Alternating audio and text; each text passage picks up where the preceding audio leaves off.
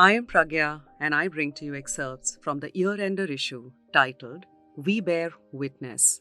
The issue is dedicated to the people of Gaza and what they went through. We Are the People of Truth by Snigdhendu Bhattacharya from Outlook. The last words of Gaza poet Heba Abu Nada. Before God, we in Gaza are either martyrs or witnesses to liberation, and we all wait to learn where we will fall.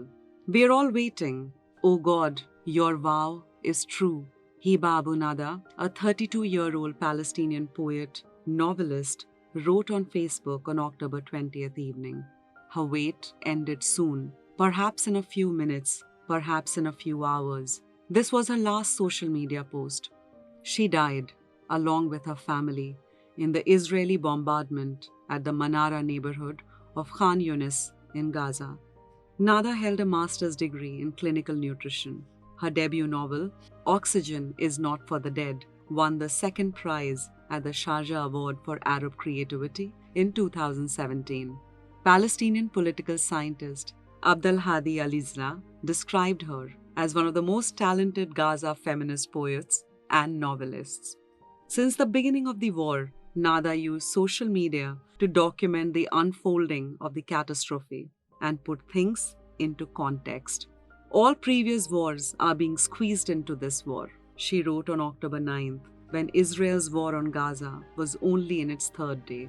Gaza from north to south is under fire in a random and tragic manner, a state of mass slaughter and senseless assassination of everything.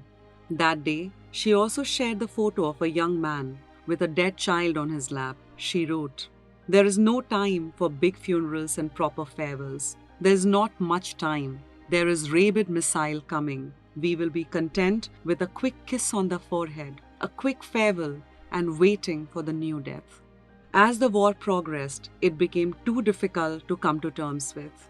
Anything and everything was a target. But she could not lose hope. Or was it the end of hope that she started dreaming?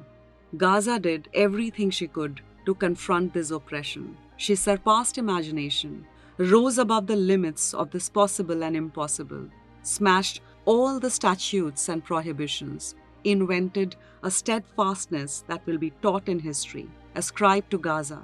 And when the lies are shed, the politicians and the hypocrisy fall away, and porcelain humanity collapses in on itself, Gaza will remain an incomprehensible, impossible legend, a world record that cities, civilizations, armies might only attain in an era of prophets and miracles, she wrote.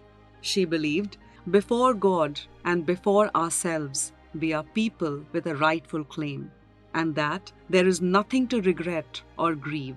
Even when fighter planes flew above them, Nada found inspiration to continue the fight from the belief that God is higher than they are and higher than they are.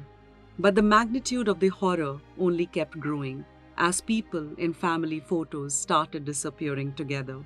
A day before she was killed, she wrote in a post, "The entire Zahra neighborhood in Gaza is under threat. All 24 towers being bombarded now, an entire city martyred, tower by tower. Oh God, oh God." She knew every word she spoke or wrote could be her last, so she made her last wish known. If we die, know that we are content and steadfast, and convey on our behalf that we are the people of truth. For this and more, read the year-ender issue of Outlook.